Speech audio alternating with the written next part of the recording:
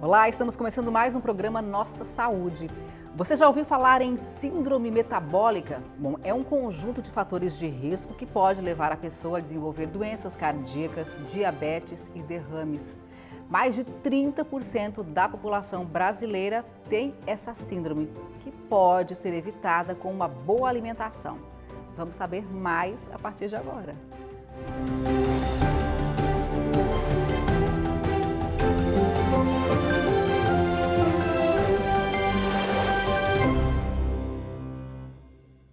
E o nosso entrevistado é o Dr. Carlos Bastian, médico cirurgião do aparelho digestivo e chefe do serviço de endoscopia do Hospital Celso Ramos de Florianópolis. Dr. Carlos, muito bem-vindo aqui ao Nossa Saúde. Olá, obrigado pelo convite. Vamos começar, né? O que exatamente é a síndrome metabólica?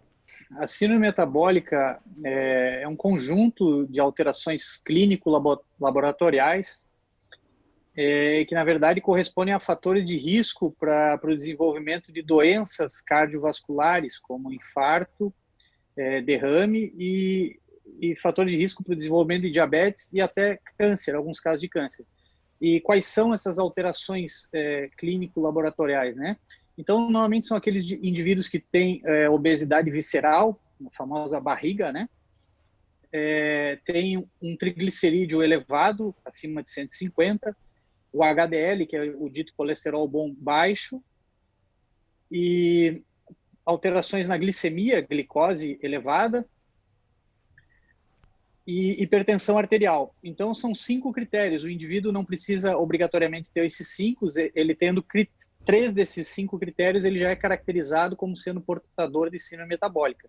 E qual é a importância disso? A importância é que esses indivíduos portadores da síndrome metabólica, eles têm um risco consideravelmente maior de desenvolver essas doenças cardiovasculares, infarto, AVCs e diabetes e também alguns tipos de câncer. O que leva as pessoas a ter essa síndrome metabólica? Boa pergunta. Basicamente, hoje é o perfil padrão de alimentação ocidental, que a gente chama, né? A alimentação baseada em comidas processadas, ultraprocessadas, rica em carboidratos refinados, em farináceos, em açúcares. E isso acaba, ao longo de uma vida, fazendo que a maioria dos indivíduos que se alimentem dessa forma acabam desenvolvendo uma coisa chamada resistência à insulina. O que está por trás da síndrome metabólica é esse fenômeno de resistência à insulina. A insulina é um hormônio que é secretado pelo pâncreas em resposta à alimentação. Então, toda vez que a gente se alimenta, o nosso pâncreas secreta esse hormônio e a primeira função dele é pegar a glicose que a gente ingere e botar para dentro da célula. Essa é uma das funções dela, né? A outra função é que quando a sua célula está cheia de glicose, a gente armazena esse excesso de glicose, normalmente na forma de gordura. E até aí tudo bem, essa é a função da insulina. O problema todo está quando o indivíduo fica continuamente estimulando o pâncreas dele a secretar insulina. Invariavelmente, a maioria das pessoas vai acabar desenvolvendo esse fenômeno de resistência à insulina. Quer dizer o quê? Que para a insulina obter esse efeito, fazer esse efeito dela de pegar a glicose e botar para dentro da célula, o pâncreas tem que secretar doses cada vez mais altas de insulina. Eu gosto de fazer sempre muito uma comparação para os pacientes entenderem o que é esse desenvolvimento da resistência à insulina. É muito comum a gente comparar, por exemplo, com indivíduos que fazem uso de álcool. Todo mundo conhece uma pessoa que não bebe, por exemplo, ela toma uma dose de bebida alcoólica, ela já sente os efeitos do álcool. E a pessoa que está habituada a beber, ela vai ter que beber doses muito maiores para conseguir obter o efeito. Por quê? Porque o estímulo contínuo do álcool faz com que a pessoa desenvolva resistência. No caso da insulina, é a mesma coisa. Esse estímulo constante à secreção de insulina faz com que o indivíduo vá desenvolvendo resistência. Então, o pâncreas dele vai tendo que secretar doses cada vez maiores de insulina para conseguir fazer essa primeira função dela, que é botar a glicose para dentro da célula. Mas lembre-se que essa é uma das funções dela. A outra é fazer com que você armazene energia na forma de gordura. E à medida que o indivíduo vai engordando, ele vai desenvolvendo mais resistência à insulina e o pâncreas dele vai secretando mais insulina. É um ciclo vicioso, né? Basicamente, esse mecanismo de resistência à insulina é o que está por trás dessas alterações vistas na síndrome metabólica. Então, basicamente, a pessoa que se alimenta mal, né, investindo aí em comidas, como o senhor falou, processadas, açúcares, depois a gente vai falar um pouquinho mais sobre isso, mais a fundo, né? Basicamente, essa pessoa que ela está no dia a dia ingerindo esse tipo de alimento, muito possível, ela vai desenvolver essa síndrome. Isso, porque os alimentos, se a gente for analisar a resposta à secreção de insulina, a resposta de cada macronutriente que a gente ingere, né, proteínas, gorduras e carboidratos, a gente vai ver que os carboidratos são aqueles que promovem a maior secreção de insulina pelo pâncreas, né? As proteínas promovem uma secreção também, mas não é nem próximo do que um carboidrato promove. Então, e esses alimentos, esses carboidratos refinados, como pães, massas, farináceos, açúcares, são de longe os que mais promovem secreção de insulina pelo pâncreas. Então, como isso faz parte hoje da alimentação de uma boa parte da população, não é surpresa a gente observar que uma grande parte da população hoje tem resistência à insulina. A estimativa hoje é que em torno de 30% das pessoas têm a resistência à insulina. É muita gente, né? Tem uma dita síndrome metabólica, sem ao menos saber que tenha, né? A maioria das pessoas não tem esse diagnóstico e não faz nem ideia de que tem isso, né? E aí acaba descobrindo o quê? Quando ela desenvolveu uma diabetes, quando ela desenvolveu uma doença cardíaca, e ela vai saber então que ela está com essa síndrome. É isso, basicamente? Exatamente. O diabetes seria o grau extremo da resistência à insulina, né? Quando o indivíduo, a célula dele está tão resistente que a insulina não consegue mais botar a glicose para dentro da célula. Então, essa glicose vai se acumulando no sangue e daí o indivíduo tem o diagnóstico de diabetes. Mas muitos anos mesmo, coisas de 10 a 15 anos antes do indivíduo desenvolver diabetes, ele já demonstra sinais de ter resistência à insulina. Então, quais são esses sinais? Basicamente, aqueles 5 critérios ali da síndrome metabólica, falou, né? Hipertensão, obesidade visceral, triglicerídeos altos, HDL, que é o dito colesterol bom baixo, o perfil de glicemia alterado, né? Normalmente acima de 100, e às vezes existem alguns outros comemorativos que também não estão descritos como os critérios clássicos da síndrome metabólica, mas que são frequentemente encontrados em indivíduos que têm resistência à insulina. Por exemplo, gordura no fígado, né? Na esteatose hepática. É muito comum indivíduos que tenham esteatose hepática, na verdade, tenham resistência à insulina. Ácido úrico elevado, crises de gota, né? É um outro comemorativo. Cálculos renais. Então, tem uma série de outros achados que podem fazer parte da síndrome metabólica e que indiquem já que o indivíduo já tem algum sinal de resistência à insulina. E qual é a faixa etária mais atingida pela síndrome? Crianças também podem ser acometidas, podem desenvolvê-la? Também podem, e cada vez a gente está vendo mais indivíduos mais jovens. Por quê? Porque, basicamente, o que leva os indivíduos a desenvolver síndrome metabólica é a alimentação. Sim. E a gente está vendo que as crianças hoje estão cada vez mais expostas a esses tipos de alimento que promovem grande secreção de insulina. Então, refrigerantes, bebidas açucaradas, sucos de fruta, pães, doces, bolos, farináceos. Então, isso hoje cada vez mais faz parte da alimentação das pessoas e não deveria fazer. Então, os indivíduos acabam tendo contato hoje cada vez mais cedo com isso e a gente está vendo as pessoas desenvolver síndrome metabólica cada vez mais cedo. E aí essas inflamações no corpo, diabetes, elas contribuem para agravar, por exemplo, um quadro de Covid, né? A gente está vivendo uma pandemia, então são fatores de risco. E aí o senhor poderia explicar exatamente por quê? Então, o que a gente vem percebendo, né, frente a essa pandemia do Covid, né? A gente já sabe desde lá do começo que os pacientes diabéticos, eles quando acometidos, eram acometidos com mais gravidade, né? O diabetes é um fator de risco para um desfecho desfavorável. Mas no decorrer desses meses, o que a gente vem observando? Que não é só o diabetes. os pacientes acima do peso, obesos, eles têm um risco consideravelmente maior de ter desfecho desfavorável. Os pacientes com síndrome metabólica têm um risco consideravelmente maior de ter um desfecho desfavorável. O que está por trás dessas duas condições, ou dessas três condições? São pacientes que já são previamente inflamados.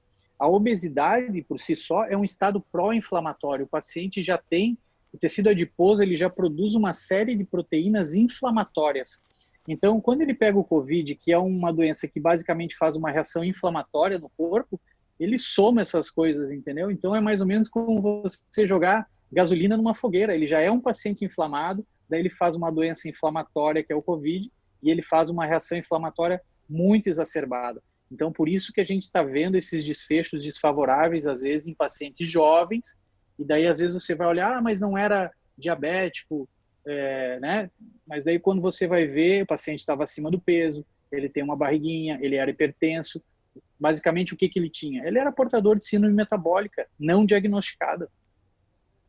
Certo. E aí, só para as pessoas se atentarem à gravidade disso, né? Vamos falar um pouquinho assim, ó, como é que é a vida de uma pessoa que tem diabetes? Não é simples, né? Tem várias Não limitações, restrições. Tem várias limitações, mas hoje o diabetes, na verdade, ele... Muitos anos atrás, quando eu estava na faculdade, se dizia o quê? Que o diabetes era uma doença crônica e progressiva, ou seja, depois que o indivíduo tem esse diagnóstico, ele vai morrer com isso. Isso não é uma verdade. A gente sabe hoje que muitos casos de diabetes podem ser revertidos. A cirurgia bariátrica ensinou isso para nós. A gente viu, percebeu isso, que muitos pacientes que faziam cirurgia bariátrica acabavam revertendo quadros de diabetes. Na verdade, não era a cirurgia em si. O que leva à reversão do quadro de diabetes é a perda de peso. Então, você pode obter isso de diversas formas. Se o paciente perder peso de qualquer outra maneira, muitas vezes ele reverte o diabetes. Agora, o que está por trás do diabetes? O que caracteriza a doença? É o paciente que tem glicose, o açúcar no sangue, cronicamente elevado. Então, o que é o mais óbvio a se fazer para esses pacientes? É não dar açúcar para eles. Esses pacientes não podem comer açúcar. Agora, isso é limitante do ponto de vista da vida da pessoa? Não. É completamente perfeito a pessoa viver sem comer açúcar, né? Isso não tem problema nenhum. Seria o ideal, inclusive, né? É o ideal. O açúcar, ele não tem benefício nenhum. Ele não tem nenhuma outra serventia a não ser fornecer energia e dar prazer. Ele está ligado a áreas de prazer. Por isso que muitas pessoas às vezes falam, eu sou chocolatra. A pessoa não é viciada no chocolate em si, ela é viciada no açúcar que tem ali no chocolate. E doutor, a gente vai fazer uma pequena pausa agora, a gente vai para o intervalo e na sequência a gente vai continuar com esse assunto que é bastante importante, sobre alimentação, sobre a importância, sobre o papel, né, que tem a alimentação aí para evitar essa síndrome e outras tantas doenças. Não saia daí, a gente volta já.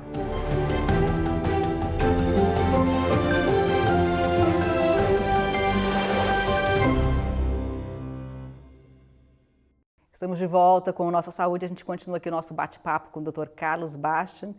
Doutor, um dos grandes vilões aí da alimentação é o açúcar, e aí eu queria que o senhor explicasse bem o porquê disso, né, quais são os malefícios do açúcar.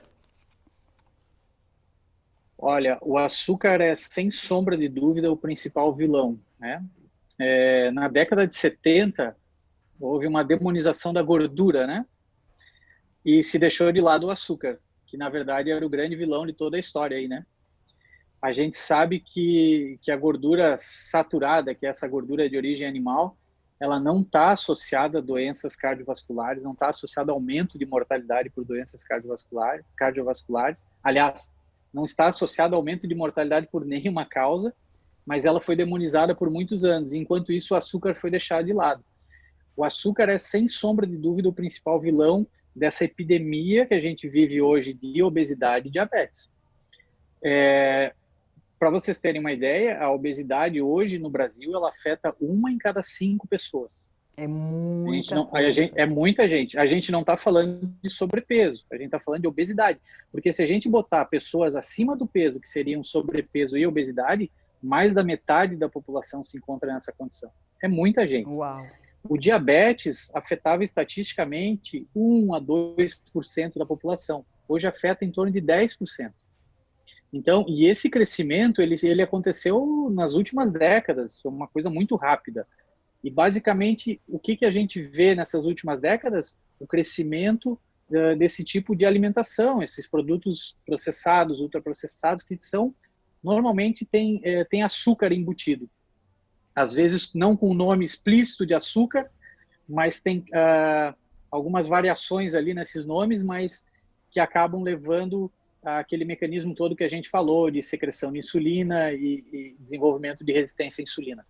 E, sem sombra de dúvida, o açúcar, que é a sacarose, é o principal desses vilões. Agora, tem um outro muito importante, que às vezes a gente se esquece, que é a frutose. O açúcar comum de mesa, ele é a sacarose. A sacarose é uma molécula de glicose e uma de frutose. E a frutose é o açúcar da fruta. Agora, o problema não está na fruta em si. O problema, às vezes, está no suco de fruta. Porque você come uma fruta ou duas. Agora, num suco de frutas desses engarrafadinho aí, ele tem uma carga excessiva de frutose. Um E a suco de laranja, por frutose, exemplo, você leva umas 5 laranjas? exatamente, umas 5 laranjas. Então, você não ia comer 5 laranjas uma atrás da outra. Agora, um suquinho daqueles você toma em 10, 15 minutos. E a frutose, ela tem uma particularidade que ela só é metabolizada no fígado.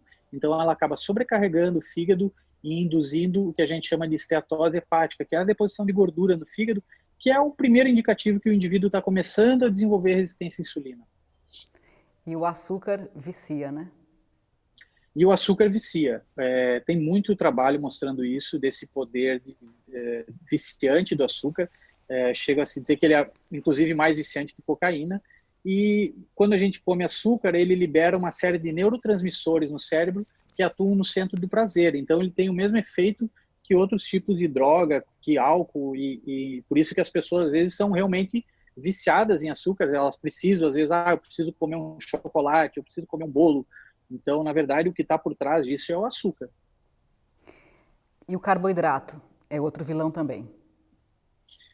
O carboidrato, quando a gente fala do carboidrato, a gente tem que diferenciar um pouco, separar um pouco. É claro que eu diria que para um paciente diabético, ele tem uma doença que é uma intolerância à glicose. Então, ele deve evitar ao máximo qualquer tipo de produto que vai virar glicose, né? E os carboidratos estão incluídos ali.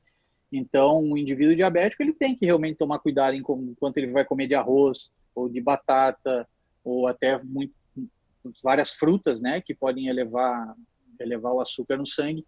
E agora, o carboidrato em si, o principal vilão desses carboidratos são os carboidratos refinados, os farináceos, os pães, massas, bolos, né? Esses produtos são os principais vilões. Ninguém adoece porque come abobrinha ou brócolis, que são vegetais com baixo teor de carboidrato, com baixo teor de amido. Agora, o indivíduo pode engordar, por exemplo, comendo batata, comendo arroz? Pode, porque é carboidrato, é glicose pura, né? Então, se o indivíduo pretende perder peso ou se ele já é diabético, ele deve, a todo custo, evitar esse tipo de alimento.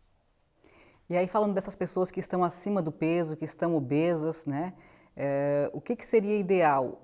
O senhor indicaria utilização de remédio na perda de peso ou as pessoas podem sim emagrecer de forma saudável sem os remédios? As pessoas podem e sempre devem procurar alternativas menos invasivas e alternativas clínicas para emagrecer antes de fazer cirurgia. Aliás, um dos critérios para se indicar cirurgia é que as pessoas já tenham, a pessoa que tem obesidade, ela já tenha passado por tratamentos clínicos com acompanhamento e não tenha obtido sucesso. O que a gente vem vendo nos últimos anos é o sucesso dessas dietas com baixo teor de carboidrato, né? As ditas dietas low carb ou dietas cetogênicas, né? Por quê? Porque elas atuam num ponto crucial do desenvolvimento da obesidade, que é a resistência insulínica. Então, por isso que elas têm um papel tão importante e têm um resultado tão satisfatório para a reversão de síndrome metabólica, para emagrecimento e para tratamento do diabetes. O que os trabalhos mostram hoje é que você restringir a quantidade de carboidrato para um paciente diabético, ela traz melhor resultado até do que o tratamento medicamentoso. Então, é fundamental que o paciente diabético tenha essa noção sobre a alimentação dele, tá? E o paciente obeso, a mesma situação. Quando você começa a restringir carboidrato na dieta dele, ele tem uma facilidade muito maior para perder peso. É isso que os trabalhos mostram. Então, você submeter o paciente a uma dieta cetogênica, que é uma dieta com baixo teor de carboidrato, abaixo de 50 gramas de carboidrato por dia, a gente consegue ter resultados muito satisfatórios em perda de peso. Nós, inclusive, temos o depoimento, né, de uma pessoa que ela conseguiu emagrecer aí quase 20 quilos sem tomar remédios, só mudando hábitos alimentares. Dá só uma olhada. Eu estava com a dor no lado direito, procurei um médico, no abdômen, estava com a dor. Aí procurei um médico, eu já sabia que eu tinha gordura no fígado, né? Aí eu fiz o exame, o médico mandou fazer um exame lá, e eu pensava que eu tinha câncer no abdômen, né? No intestino, né? Aí ele fez os exames e não deu nada, graças a Deus não deu nada. Daí ele me encaminhou para mim fazer uma dieta. Baixei 19 quilos, né? E eu tomava remédio de pressão também. Hoje eu não tomo mais o remédio de pressão, só porque eu mudei a minha alimentação. Se eu engordar de novo, vai voltar tudo novamente a minha gordura no fígado. Então eu não quero mais. Eu quero a minha vida saudável, eu quero a minha saúde. Doutor Carlos, o senhor também é um exemplo de quem emagreceu. O senhor perdeu 25 quilos, né, sem tomar remédio, sem fazer cirurgia, só mudando hábitos alimentares. É isso? Conta um pouquinho para a gente a sua experiência. Basicamente, eu era aqueles critérios ali de síndrome metabólica, eu tinha todos eles, né? Os 5. Os 5. Eu era hipertenso, eu estava tomando remédio para hipertensão, a minha glicose estava em 116, meu triglicerídeo era 170, eu estava com 103 quilos, e então, assim, nesse momento eu vi que eu realmente teria que fazer alguma coisa, mudar, porque senão eu iria me tornar diabético, né? Essa é a evolução natural do paciente que tem síndrome metabólica.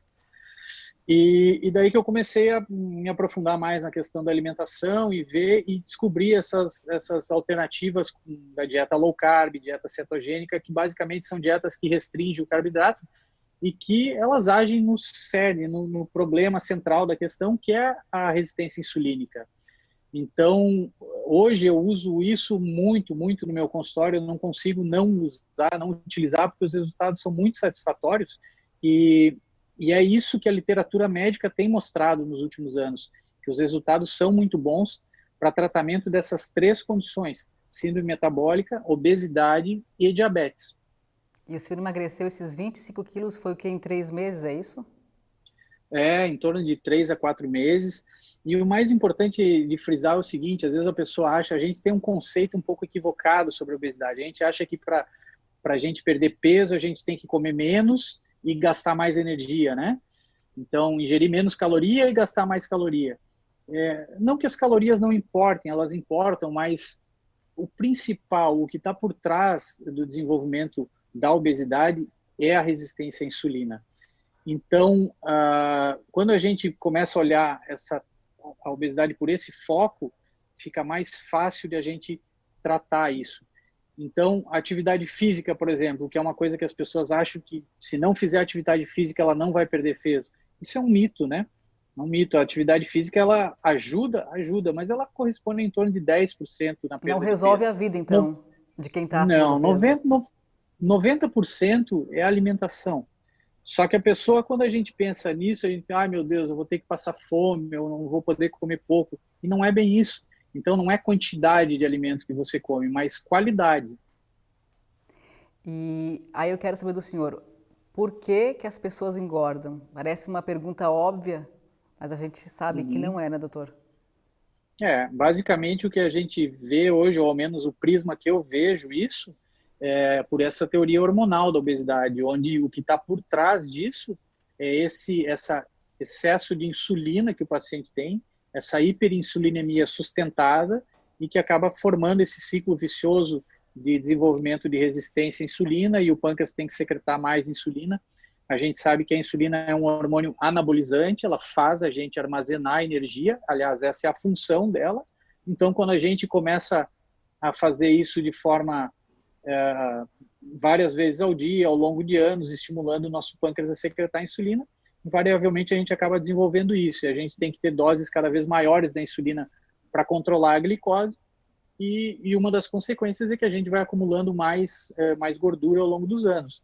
Então, o problema de obesidade ele não é simplesmente um problema de balanço calórico, né? A gente cortar caloria e começar a fazer atividade física para tentar emagrecer. Ela tem que ser alguma coisa que seja sustentável a longo prazo.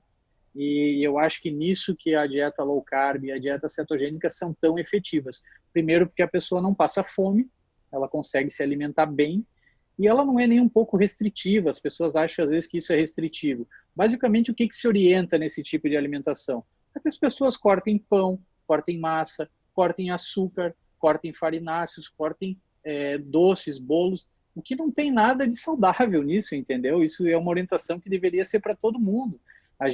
Uma dieta low carb, ela é baseada em comida de verdade, baseada em carne, em ovos, em laticínios, em vegetais com baixo teor de amido. Então, isso não tem nada de restritivo, é altamente compatível com uma vida feliz e saudável e boa, não tem nada de errado nisso. Tá valendo aquela máxima, então, descasque mais e desembale menos? Exatamente, é isso aí. E aí, para a gente encerrar aqui a nossa entrevista, eu queria que o senhor deixasse aí alguma dica, né? Porque aí o senhor falou, corta açúcar, corta farináceos, né? E o que coloca? Coloca no lugar vegetais. Aí o senhor falou da fruta, né? Aí eu quero saber o seguinte, eu posso comer a fruta? É saudável comer uma fruta? Quantas frutas por dia? Eu acho que para uma pessoa que não tem nenhuma doença metabólica, a fruta está longe de ser um problema, tá? Agora, para um paciente obeso ou para um paciente diabético, eu acho que sim, tem que ter uma série de restrições e ter uma avaliação com um médico ou um nutricionista que entenda disso para que faça essa dieta orientada, né? Um paciente diabético ele não pode comer quantas frutas ele quiser. Ele tem um problema de metabolismo do açúcar, então ele tem que controlar isso. Diferente do indivíduo que não tem nenhuma doença metabólica. Agora, de maneira resumida, assim, se as pessoas pretendem ser mais saudáveis, elas têm que focar a alimentação delas mais em proteína e, por incrível que pareça, em gorduras. As gorduras estão longe de ser os vilões da história.